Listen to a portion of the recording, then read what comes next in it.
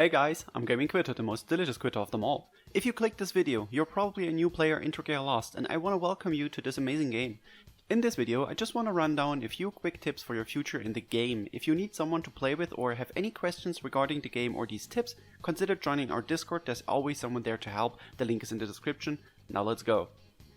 Do the daily resource grind. I know it sounds obvious, but even when you've reached a later stage in the game, you should always do the daily grind stages like Elemental Runes or Imperial Onslaught. These give you materials which you will need to level up facilities in the castle, and this in turn means making your units stronger. Building upon this, don't be afraid to use the hassle hammers you've got once things take a bit longer. It helps you level up faster, which in turn makes the grind faster. You get tons of hammers from events or the Royal Regiment, for example. There will come times where things take literally days, so don't use them on something that takes a minute or so. I mean, it's not that long. At least my girlfriend always tells me a minute isn't long.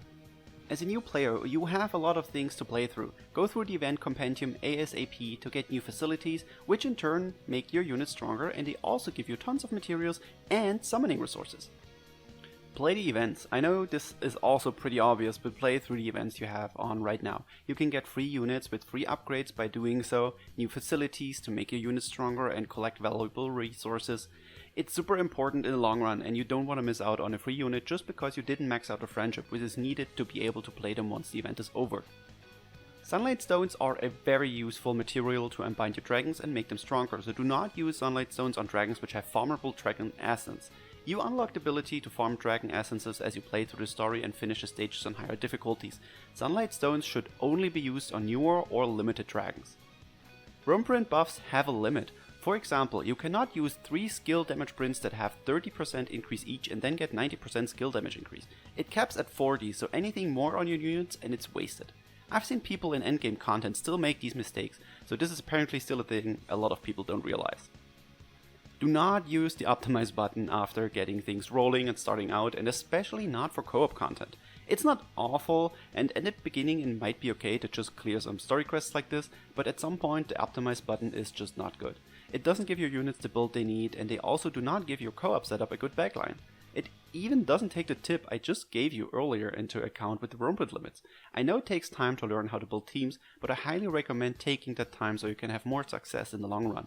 And if you need any help, like I said, just hop into the Discord and ask for help there. Get the Gold Fafnirs from Void Battle Treasure Trade and use them whenever you can.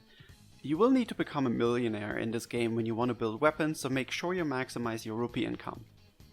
Your backline in co-op is extremely important, so make sure you have characters on the team that make your controlled character stronger. Very useful co-abilities, for example, are from blades or staffs, since they increase strength and skill damage. It gets a bit more complicated when it comes to the chain co-abilities, but the good thing is these actually do stack, unlike the co-abilities. So you cannot use 3 blades on a backline to increase your strength like crazy. The game even tells you that, but I've still seen people do this. Also, when you play co-op, make sure to have the Gold Fafnirs on your units in the backline. You still get the rupee intake increase like this. And one of the most important tips, you can dodge through most attacks by simply rolling. Rolling counts as dodging, and it gives you a short invincibility frame. The same goes for most skills, they also help you avoid attacks. You cannot dodge attacks with the purple marker though, so be careful about that. And well, that's already it. I wanted to make something very quick with the things I think are pretty important for new players, but there's tons of more things to consider if you're playing Dragalia Lost. If you want to have more detailed progression guides, I highly recommend Achimel the Elf's progression video or Dragalia Foundry's complete beginner's guide. Both have tons of valuable infos for your new players, so check them out. The links are in the description. If you enjoyed this video, remember to leave a like and subscribe for more Dragalia Lost content. You can also ask questions in the comments if you have any, or join us in the Discord. Thank you guys so much for watching, and I will see you in the next video. Bye!